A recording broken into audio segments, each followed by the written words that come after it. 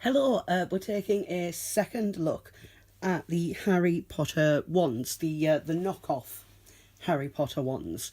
This was the one from last time. This is my Hermione Slytherin one. Still needs a few touch-ups to that one. This one, you remember from the previous video, was yellow and it was awful looking. This has now been painted up to be a Ravenclaw wand in the blue and the bronze. Trying to get this to focus. There we go. Now, when I painted this, I used 2 coats of navy spray paint underneath, and then it was touched up with enamel paints, different kinds of blues to give it a little bit of texture, and then a bronze and a little bit of gold metallic enamel paint, and it is rubbish. If you are planning on doing a customization like this, you'll still probably have to get the metallic paint for an undercoat, but what I did was I covered it with Sharpie. Just a metallic Sharpie, totally covered it over, and it made it pop a little bit more. This again needs a few touch-ups. The problem with enamel paint is it takes about 8 hours to dry, and if you're doing a long piece like this that's got turny bits and it gets all over your hands, sometimes bits happen, like such as here where the brush slips a little bit, so those just need just touching up very slightly. So that's almost finished. If you're planning on doing a customization one like this, the silver enamel paint has always worked fine for me, but gold and bronze are a bit crap. So use them as undercoats, but get a Sharpie, get the metallic Sharpies. This was the Sirius black wand. Now, as I said, the wand as it was, even though it was knockoff, was fairly movie accurate.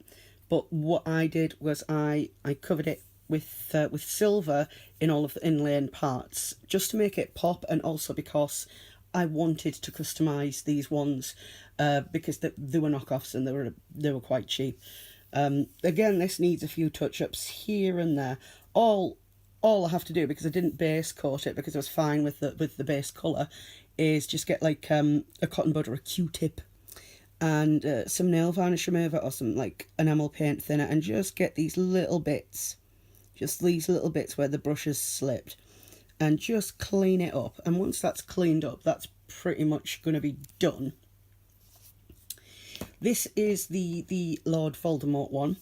Now this one I've done very little to. The colour, the colour of the movie one is I would say it's ivory. It's a little yellow twinge because it's supposed to be bone. So all I've done on this one, because I couldn't get the colour quite, I've decided to leave it white, and then I've just added in some texture detail. I've gone over these bits, repainted them, and then I've repainted this edge part, and that's just to make it look a little better. But generally this one was the least changed of all of the ones. And then this is the Fleur one, Fleur de la Cour, and I said I wanted to make this a Slytherin one. I was happy with the base colour, even though this is not the proper colour of the actual wand. It's hard to describe it. You'd probably have to look it up, because I'm not going to go and buy one just to show you. But yeah, so I've just trimmed it with silver. And again, this is just the silver enamel paint. I haven't bothered with the Sharpie because the silver enamel paint is really good, and I've sort of turned that into a Slytherin inspired Fleur wand. I'm really happy with how this one came out. This one doesn't need any touch-ups at all. This one's fine the way it is. So what I've got here are 2 proper official ones, just to compare. These are both Draco Malfoy ones, and it'll be easier with the Hermione because the Hermione's the plainest.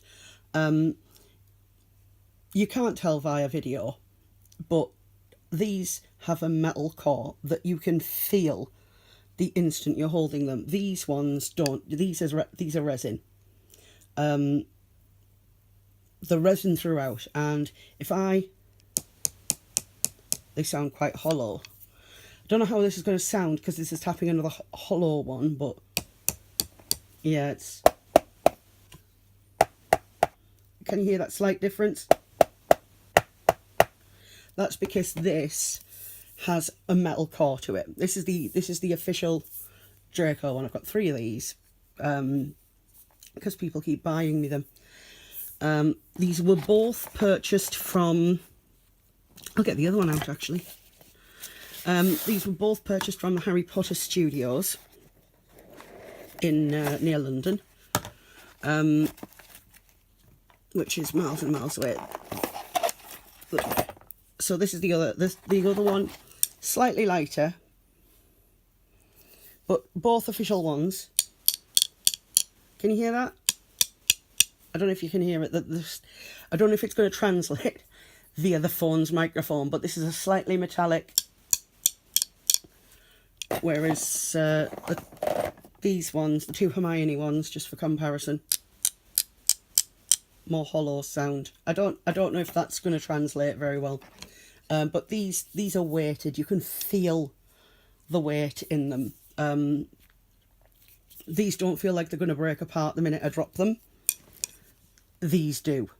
But again, these were a £5 and these are like 30 odd quid. So that's why I've got the knockoffs for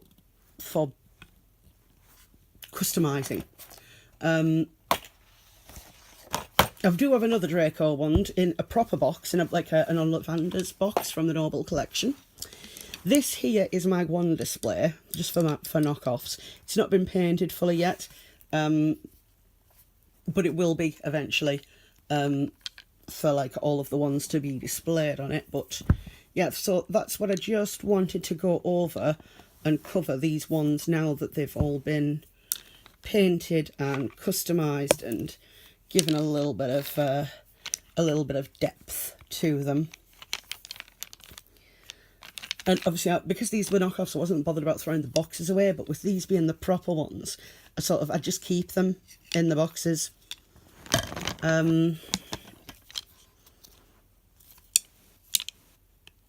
It's so hard to convey in video because the main difference is in the feel of them. When you hold these, you can feel the weight, whereas these, you can tell there's nothing inside them from the second you hold them. Yeah, so this was the one comparison, now that these have been customised. If you want me to cover more customizing stuff, I also do action figure customization. I've got a bunch of Iron Man ones that are almost finished, and a Black Widow one that just needs a few touch-ups. But thank you very much for watching.